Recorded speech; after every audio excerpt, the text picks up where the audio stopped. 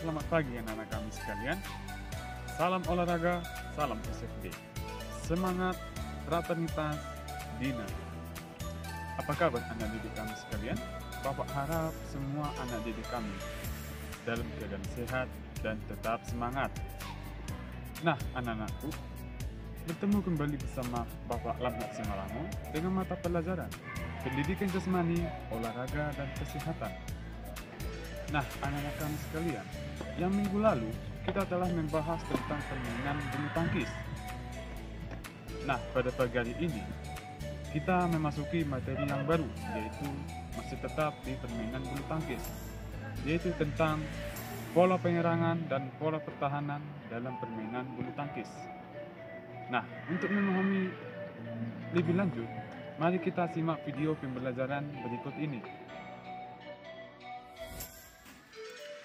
Adapun tujuan pembelajaran kita pada pagi hari ini adalah dengan energi dan semangat, kamu akan dapat memahami bagaimana teknik dan strategi dalam permainan bulu tangkis dan senantiasa bergembira dalam melaksanakannya.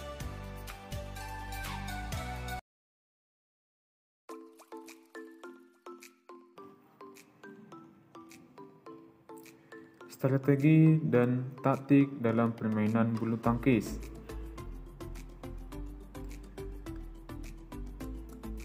Taktik dan strategi adalah komponen yang sangat penting dalam permainan bulu tangkis.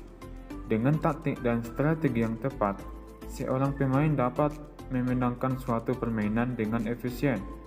Agar permainan bulu tangkis dapat dilakukan secara efisien, maka taktik dan strategi tersebut dapat diterapkan pada dua aspek, yaitu pola penyerangan dan pola pertahanan.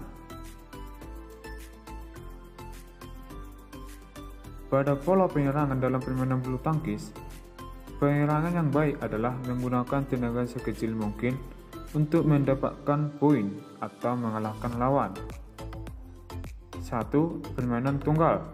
Permainan tunggal dalam permainan bulu tangkis adalah permainan yang dilakukan dengan cara 1 lawan 1. Permainan tunggal dalam badminton umumnya merupakan permainan yang memerlukan keuletan dan kesabaran. 2. Permainan ganda. Permainan ganda adalah permainan yang dilakukan dengan cara 2 lawan 2. Dalam permainan ganda, dua orang pemain merupakan satu kesatuan yang harus tampil lebih baik. Nah, seperti pada video ini adalah permainan tunggal. Permainan tunggal dalam bulu tangkis adalah permainan yang dilakukan dengan cara 1 lawan 1. Permainan tunggal dalam badminton umumnya merupakan permainan yang memerlukan keuletan dan kesabaran. Setiap nilai diperoleh bergantung sepenuhnya kepada teknik dan strategi seseorang. Seseorang pemain tunggal bertanggung jawab sepenuhnya terhadap baik atau buruknya pukulan untuk mengalahkan pihak lawan. Untuk menjadi pemain yang baik dalam permainan perseorangan, tentunya harus menggunakan teknik serta taktik-taktik yang lebih baik.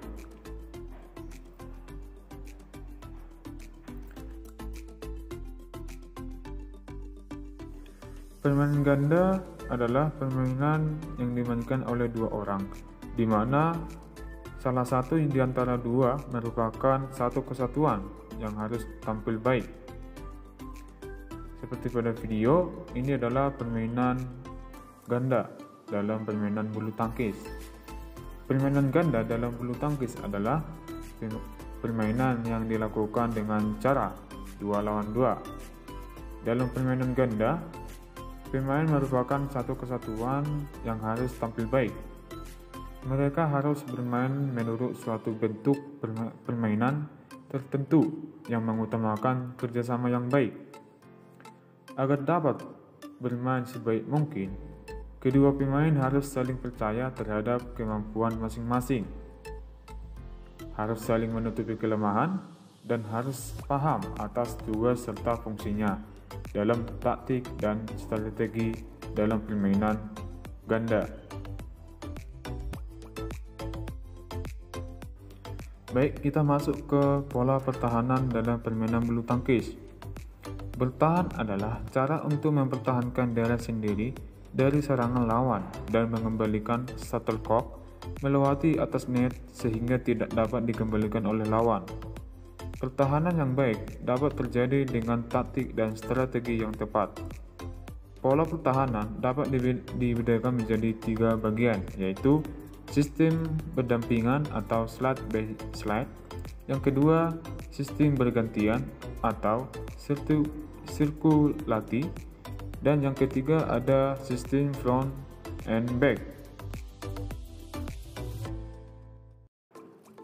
Mari kita bahas satu persatu.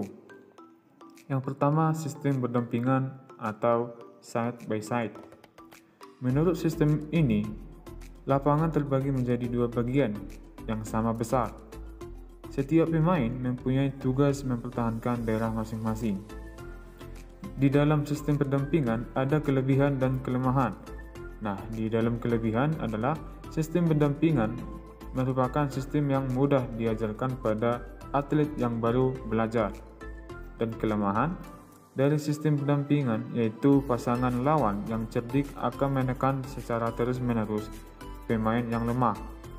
Yang kedua, dalam formasi ini, pemain tidak dapat menyerang dengan efektif.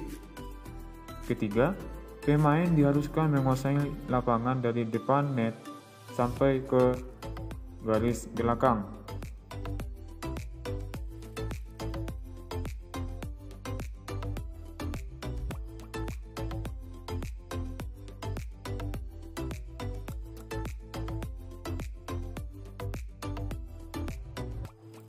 Yang kedua, sistem front and back. Sistem depan belakang atau front and back adalah sistem permainan yang menggunakan pembagian lapangan menjadi separuh depan dan separuh belakang. Kelebihan dalam sistem front and back adalah satu, formasi yang baik untuk menyerang dan memungkinkan untuk menyembunyikan pemain yang lebih lemah ke dekat net. Dan kelemahan dalam sistem front and back ini adalah saat diserang lawan dapat mengocok pemain belakang dari sisi kanan dan kiri. Dan sebaliknya, hampir tidak memungkinkan bagi pemain belakang dapat menguasai semua pukulan. Dan yang ketiga ada sistem bergantian atau sirkulasi. Sistem bergantian ini adalah gabungan dari sistem berdampingan dari sistem depan belakang. Sistem ini diterapkan untuk menutupi kelemahan dan mengatasi kesulitan yang ada dalam sistem berdampingan dan sistem depan belakang. Kelebihannya adalah mengantisipasi serangan lawan dengan mudah dan kelemahan berat saat latihan dalam sistem bergantian.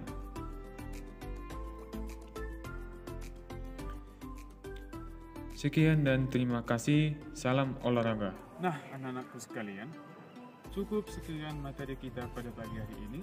Bapak harap semua anak didik kami dapat memahami dan melaksanakannya dengan baik. Nah, anak-anakku, tugas yang saya berikan mohon dikerjakan dengan baik dan benar, dan dikerjakan dengan tepat waktu. Dan satu lagi, anakku, dari materi kita pada pagi hari ini, nilai karakter SD apa yang bisa kamu ketik dan kamu refleksi? Silakan tulis komentar kamu di bawah ini. Sekian dan terima kasih. Salam olahraga, salam SFB. Semangat, fraternitas, Dina. Tuhan Yesus memberkati.